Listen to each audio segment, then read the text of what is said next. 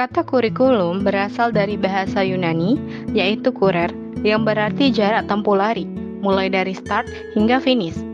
Dalam bahasa Arab, istilah kurikulum diartikan sebagai manhaj, yakni jalan yang terang. Jalan yang terang dilalui manusia dalam bidang kehidupannya. Menurut Al-Qauli, tahun 1981 menjelaskan Al-Manhaj sebagai seperangkat rencana dan media untuk mengantarkan lembaga pendidikan dalam mewujudkan tujuan pendidikan Islami yang diinginkan.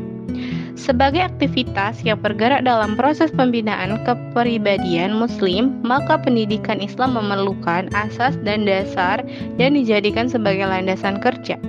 Dasar adalah landasan, tempat berpijak dan tegaknya suatu agar sesuatu itu tegak dan kokoh berdiri.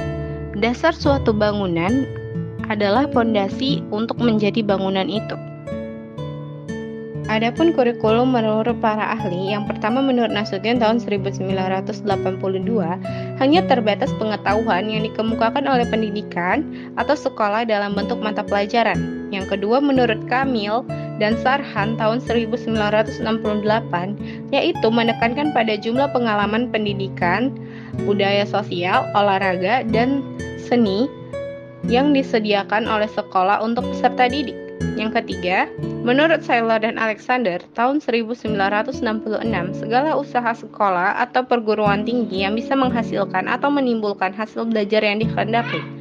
Yang keempat, menurut Dolly tahun 1974, lebih menekankan pada semua pengalaman yang ditawarkan kepada peserta didik di bawah bantuan lembaga pendidikan.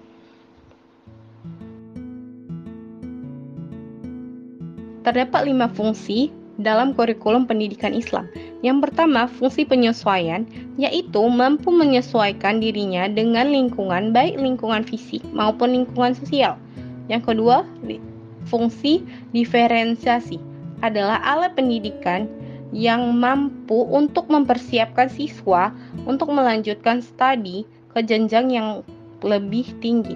Yang ketiga, fungsi pemilihan, yaitu alat pendidikan yang mampu memberikan kesempatan kepada setiap peserta didik untuk memilih program-program belajar yang sesuai dengan kemampuan dan minatnya.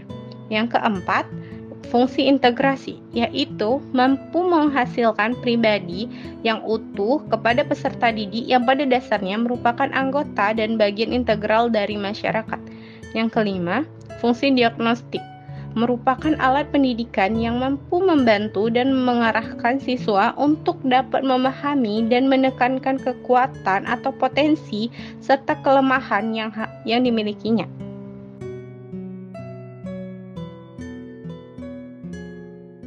Terdapat 8 peran kurikulum pendidikan Islam. Yang pertama, sebagai pedoman studi, sebagai konten, sebagai kegiatan terencana, sebagai hasil belajar, sebagai reproduksi kultural, sebagai pengalaman belajar, sebagai produksi, dan sebagai kebiasaan.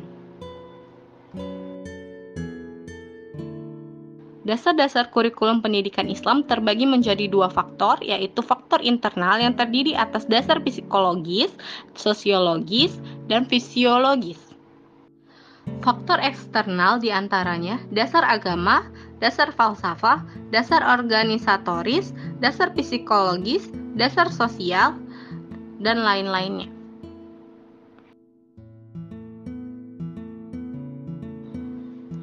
Adapun beberapa prinsip-prinsip kurikulum pendidikan Islam. Yang pertama, prinsip yang berazaskan Islam termasuk ajaran nilai-nilainya. Yang kedua, prinsip mengarah kepada tujuan seluruh aktivitas kurikulum yang diarahkan untuk mencapai tujuan yang dirumuskan sebelumnya.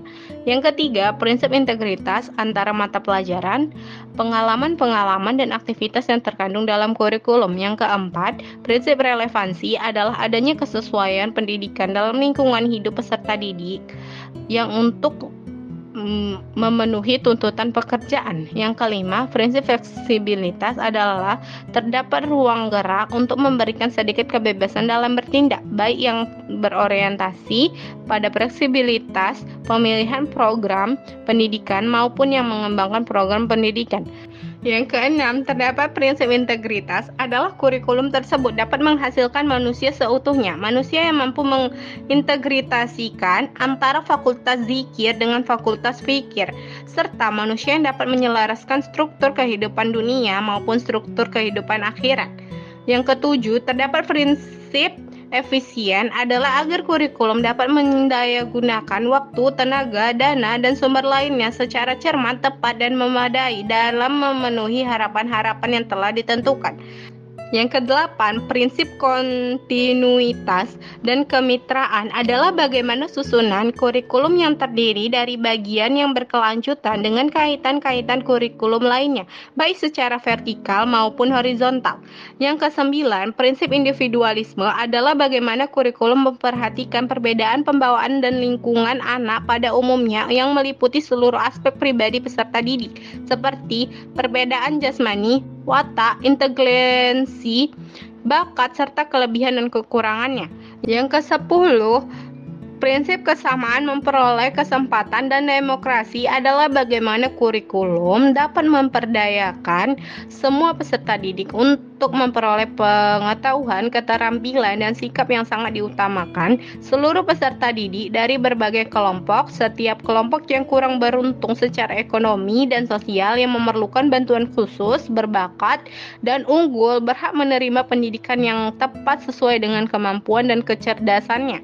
Yang ke-11, prinsip kedinamisan adalah agar kurikulum itu tidak statis, tetapi dapat mengikuti perkembangan ilmu, pengetahuan, dan perubahan sosial. Yang ke-12, yaitu prinsip keseimbangan adalah bagaimana kurikulum dapat mengembangkan sikap potensi peserta didik secara harmonis. Yang terakhir, terdapat prinsip efektivitas adalah agar kurikulum dapat menunjang efektivitas pendidikan dalam proses belajar mengajar kepada peserta didik.